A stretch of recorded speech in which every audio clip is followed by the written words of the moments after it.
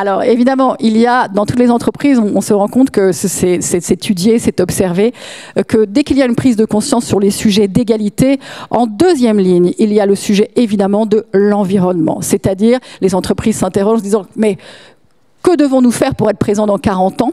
Moi, ce que je constate, c'est que partout dans le monde, les femmes se lèvent. Il y a un mouvement qui n'est pas simplement parisien, qui n'est pas français, qui n'est pas européen, il est mondial. Il suffit de voir ce qui se passe en Iran aussi.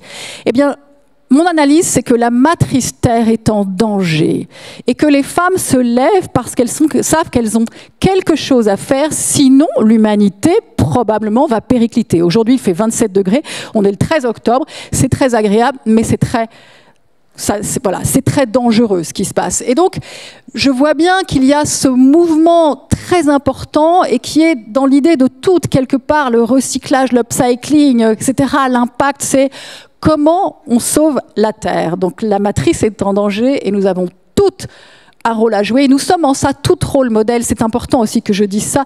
C'est qu'en fait, vous êtes toutes des rôles modèles. Et nous, on veut célébrer ce que vous êtes parce que on vient piocher une idée, une attitude chez les uns et chez les autres.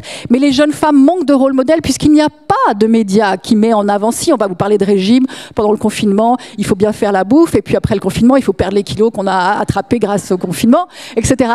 Mais l'intelligence, donc célébrer l'intelligence, eh bien les jeunes femmes ont besoin de rôle modèle. Donc vous êtes toutes des rôles modèles. Merci beaucoup, Florence.